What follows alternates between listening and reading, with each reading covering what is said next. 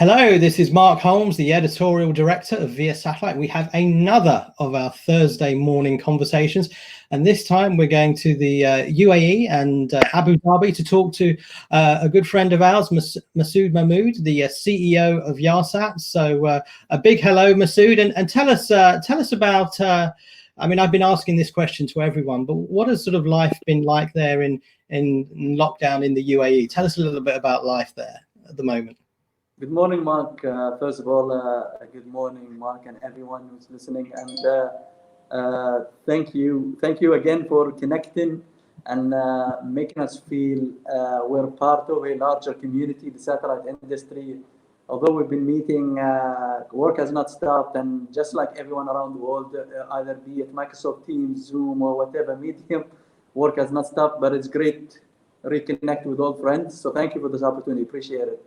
And to answer your question, again, it's no secret, quite an adjustment, and I have to say this has been a great example of how adaptive and the capability of mankind to adjust the situation, whatever it is. Who would have ever thought that we'd be able to work, go to school, meet friends, meet family, eat, order food, order furniture, which I've done personally, toys, everything, just from a device from home. So all of the activities and all of the things that we enjoy and we spend sort of hours doing, and no commute to work. Who would have thought that all of these things would happen seamlessly on a dime, and the wheel would still continue and work still continues. And if you speak to everyone, even people who've had markets were under lockdown, things slowed down, and there is definitely a financial impact. But when you talk about work and the ability to connect and the ability to get the wheel churning, nothing has stopped. That was amazing, honestly amazing. Have this pandemic happened 5 years ago, I wouldn't say that the experience would have been the same, Mark. The amount, I think this also, the timing of this thing in terms of the ability of how connected, how digitized everything is, how connected we are, how much content, rich content there is online, be it for entertainment or to order things or to get by. Have this happened 5 years ago, I think it would have been a much tougher experience. Have this happened 10 years ago, I don't know if we would have been able to keep our sanity. No, very, very true. Let's talk about it. I mean, we've been asking everybody about life in their households, work-life balance, movies, TV that they've been watching.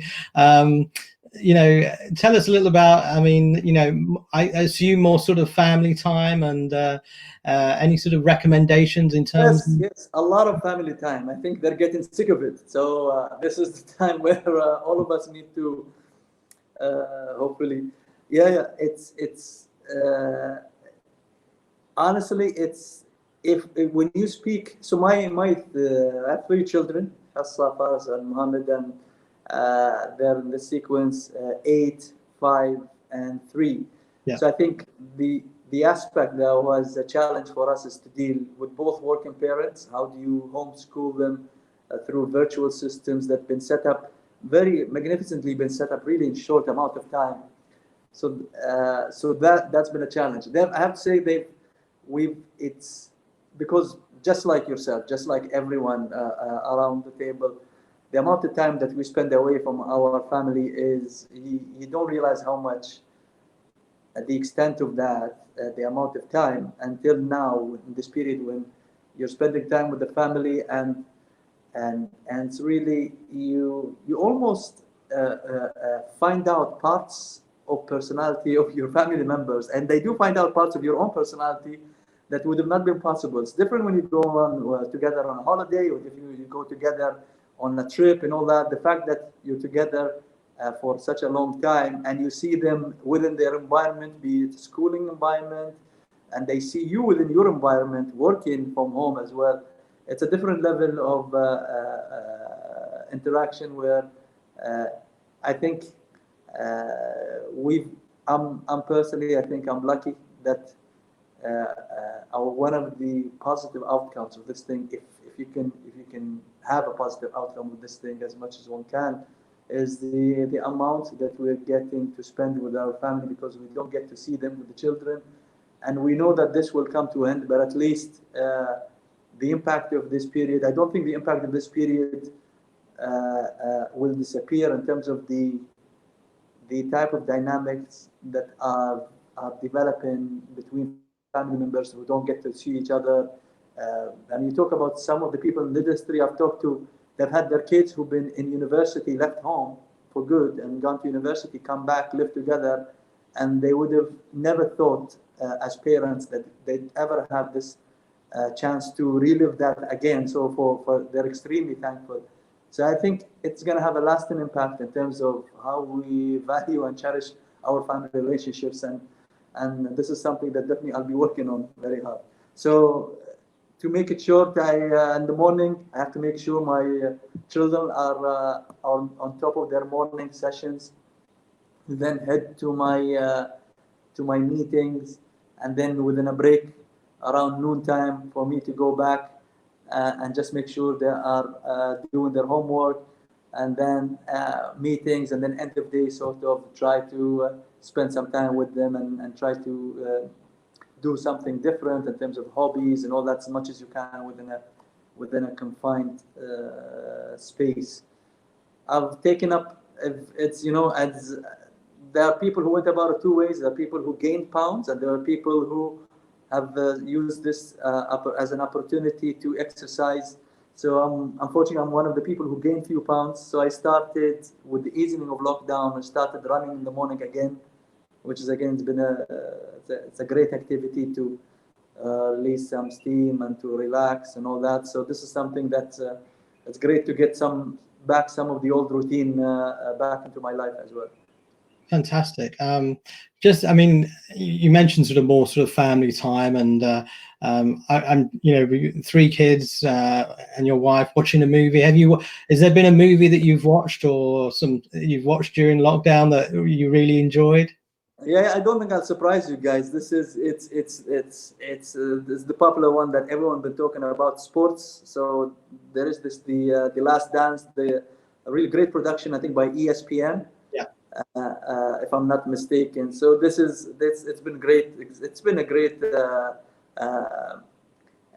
and again, great content. That's what I'm talking about, is that you had the opportunity to stream easily great content into your home that otherwise it would be difficult. So we're lucky in that sense. But that sort of mini series or documentary was really impressive. So are you a basketball fan? Is that No, but I was tempted to invest in a small basketball court for my kids here at home after that, so it had the impact. But again, it's about a great legend of the sports, Michael Jordan, and again, it's and speak to anyone who've seen that. What struck them is that the competitiveness and the passion and excellence in whatever job you do, be it your work, your career, your sport, etc. It's and the sacrifice associated with that, but at the end, how it pays off. That's a story that everyone could relate to. So I think this is one of these things where probably it attracted most of the people that were attracted to it were not your traditional basketball fans, but all of us grew up knowing Michael Jordan in the 90s, and it was his heydays, and it was a period that it was good to relook at those periods from his own perspective. But definitely, I'm glad that those guys at ESPN released that documentary. I mean, you mentioned going for a run, and you've mentioned sort of basketball. I'm sort of curious. Do you have like a favorite sport that you like to watch, or at all? Yeah, I'll be honest. To be completely honest, back in the days, it would have been football, or what's called in the US soccer, and used to watch, be it my own club here in Dubai, UAE, or the national team, and as I grew, I'd say my passion for the sport has been more in terms of watching a beautiful play, but not particularly watching any a particular tournament. So right now, I probably just I view the main games where the national team plays and the major events. Other than that, it's in terms of sports, I've been focusing a lot on in terms of physical fitness, in terms of sustainability personally. So be it lifting weights or be it cardio. That's my personal sport time that it's become almost religious over the past few months. The quarantine and the lockdown sort of came in the way, but luckily we're coming back to that slowly. But no, it's I guess it's also a blessing because most of the sports seasons around the world have stopped, and it was devastating for the people that were following those sport seasons, be it baseball, basketball, football, UEFA, etc. So I guess I didn't really get impacted because I wasn't big on watching it to begin with. Well, I mean, I'm a big football fan, and I'm a big Liverpool fan. So Liverpool is my team, and obviously they're having a very good season, and we're hoping that we may even win the Premier League as early as tonight. I mean, it's been a 30-year wait, and I was in my teens when we last won the title, so it's a long time ago. But yeah, it was obviously a strange sensation. You know, I'm a big sports fan, and we watch all kinds of sports, and then all of a sudden there's nothing. There's no tennis, there's no football, there's no even other sports like golf, which I probably don't watch as much of, but even other sports like that. So it's nice to see them back up, but it's obviously very different being in empty stadiums. And I did take up golf for a while. That was back in 2006. I had few lessons, instructions, just like everyone else, bought the equipment and went for a few months. But after that, the equipment sat collecting dust in the garage. It's a great sport. Honestly, it's a very underappreciated sport in terms of the kind of, how should I say it? It's finesse in terms of movements, and shows you how really brute force is not everything else. It's tactic and techniques and finesse could be as powerful as the most brute force striker force as you can be, and that's a goal to me. It's like if you do it right, you don't need a lot of strength behind the swing and all that, but if you do the technique right, you could really drive it hard. So I enjoyed it. It used to be my activity around then, but I haven't done it in a few years. Let's go on to some satellite stuff now. I mean, you're the CEO of an operator that's been a tremendous growth story over the last sort of few years, really, from when Yahsat first came into being.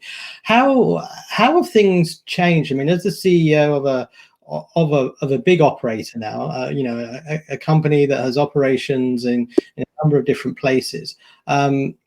How challenging has it been for you personally to sort of manage the company over the last 3 months?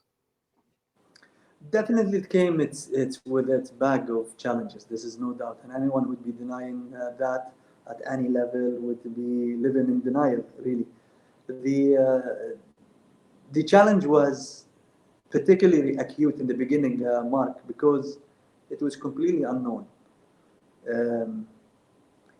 In terms of how you size up the impact of this pandemic, and especially in the initial phases where it seemed to be that everything was possible and there was no light at the end of the tunnel,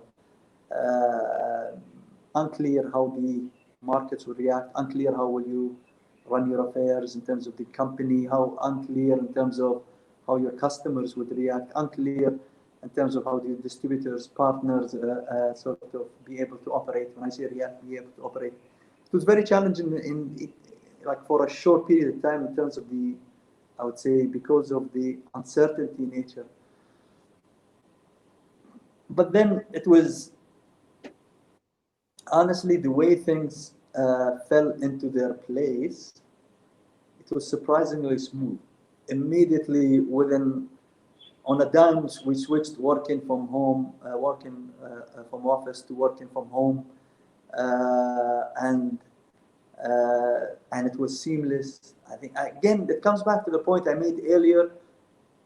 It's almost that the way the technology have been developing over the last few years, we've been made ready, or we're almost been preparing for something like this. So, in terms of the work itself, there was that initial worry.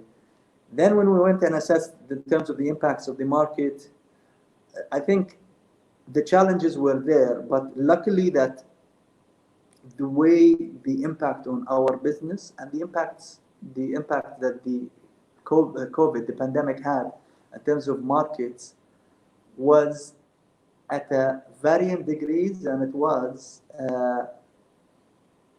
not concurrently. It was happening at different, I would say, at different parts in terms of timing. Basically, some of the markets experienced the worst earlier, and that drove our thinking in terms of what should we do, knowing that lockdown on certain markets or geographies sooner or later is going to catch up. So it gave us almost a preview, a sneak into the future, some of the other markets. So that helped us a lot in terms of planning. Immediately, it made us proactive, and we saw actually some of the markets themselves, we saw pick up in orders in anticipation. Let's say specifically Brazil. Brazil, we saw a pickup in business a couple of months back. It was one of our best months. We're talking around March, April, which has been the peak. And it was our best months in terms of performance there, in terms of satellite broadband. And that was in anticipation of what's going to happen later in terms of lockdown, etc., and all that. But also, what helped, although it was challenging, what helped is that for most of us, all of us, the memory of living through a systemic crisis that would paralyze every aspect of life is still fresh, although not as large. It's still fresh in the mind of all of us, most of us, which was the financial crisis 10 years, 08, so 12 years ago. Yeah. So I think, honestly, most of the people that you spoke to, because a lot of them sort of were impacted one way or other in the financial crisis, that helped them. That was very helpful when it came about the conversation of preparing for the wars really early on. You're talking as early as Feb, really sitting together and doing scenarios, which we did. And I'm sure every company did. We cannot claim that we're the only one, and every consultant around the world must have been busy. But because of the financial crisis memory, such a systemic large event was so fresh in our minds, it's only been 12 years ago. It's not 20 or 30 or 50 years ago.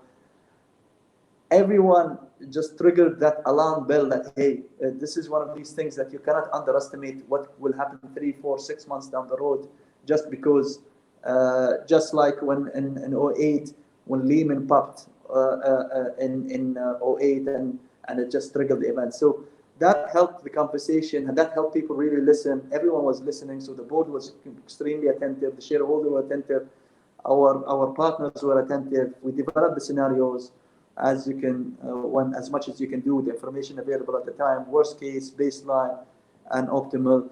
And luckily, through preparation, planning, and as well as some recovery of the markets, that were our worst case scenario, you can say we've avoided. So this is more on the philosophical side, Mark. If you want me to cover any specific aspect of the business, more than happy to do it. But if you ask me, it was challenging, but there were a few things that are working in our favor.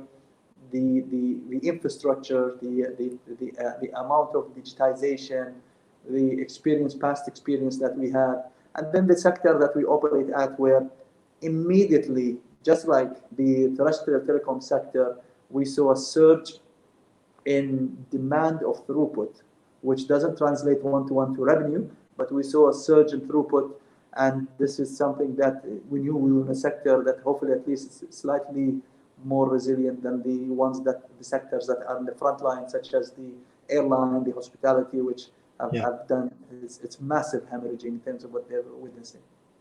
I was very interested in what you said there about Brazil. I mean, Brazil is, I think it's fair to say, seen as one of the real hotspots now of the coronavirus. And I mean, obviously, that's been a very, big sort of target market for Yahsat and for other operators. What are sort of the long-term prospects do you see now, particularly in Brazil? And it's obviously one of the big markets in Latin America. It's obviously, it does seem as though it is one of the hotspots as well now. Is that even though you saw an initial spike in demand, is it ultimately going to have a negative impact if the government doesn't get it under control? Well, so far, Brazil, from what we're seeing, they are going through the worst right now. And if you ask me again, so just to maybe as to give by way background, we merged our operations in Brazil with Hughes. So Hughes today owns the majority of it, 80%. We're a 20% partner. So probably they'd be the best to comment on the business. But from the Brazil, from what I've seen so far, in terms of the ability to sort of sustain the business, in terms of ability to sustain the targets, these are the team is doing a great job. The market, through whatever the market dynamics, the way it played out, were very helpful. And I can't thank the team enough, but also I think the fact that they saw it elsewhere was extremely helpful, that they were proactive. So we're talking around April, March, that's when we started seeing the almost people stocking up and preparing. And I think the fact that by that time, a lot of the Northern Hemisphere countries have peaked or peaking, that was very helpful in terms of, and that's what I meant by the nature of this, the way this pandemic almost gives you a glimpse into the future. And if you are paying attention, both in terms of what would you do as a healthcare strategy or for how to combat this pandemic, but as well as a business strategy, we've been lucky in that sense, is that hasn't been hitting the whole globe simultaneously or peaking at the same time, and it almost gives you a glimpse into the future, what could happen, and what was an opportunity for us to plan and look forward in terms of our logistics, in terms of our stocking up on inventory, etc. We reached out to the markets proactively, let's say in Africa and in the UAE. Great stories where we knew that the distribution system will be paralyzed, the customer's ability to order, they'll be paralyzed because fulfillment under 100% lockdown environment. So what we did there is that, seeing what we saw in other markets, proactively we went and we engaged with the NGOs and with the governments to make sure that we are there for them to connect the e-learning, the e-health initiatives that were driven by the government. And that was sort of something that was part of our CSR. We did a lot of that in South Africa. We're still doing in the UAE. We've connected areas. We've discovered almost a new market segment that we've never paid attention to because our focus was always international. But there was a lot of townships, small townships here in the UAE that surprisingly did not have connectivity, and we filled that up. So, and we did those initially on a CSR basis, but what we're seeing is that actually it's generating real demand, and we're converting them to commercial leads. So again, it was a mixed bag, but honestly, what happened, it shook everyone, and it was a great opportunity to question our business models, to question areas or geographies or market that we haven't been going to, or products that we haven't been trying. Should we try those? And it woken up people really to it woke up all of our markets. It woke up, it ignited this idea of how important communication is. So people right now, it's an easier sell when you go and talk about connecting the unconnected. I would say that's been very helpful. Yeah, excellent. Well, I think I will leave it there. I mean, Masood, it's been an absolute pleasure to catch up with you and talk about what's happening with Yahsat. It's been a great growth story for our industry over the last few years. And, I know you had a 10-year anniversary not that long ago, and I'd be very interested to see how the company does over this decade. So I wish you, your family, your colleagues, all the best for the months ahead, and look forward to catching up with you soon. Look forward to catching up with you in person. Hopefully the next time we meet up, it will be in person and all of this is behind us. And thank you, Mark. Thank you. Thank you for doing this initiative. Great work. And thank you everyone else for listening. It's our pleasure. And stay safe. You too. Thank you.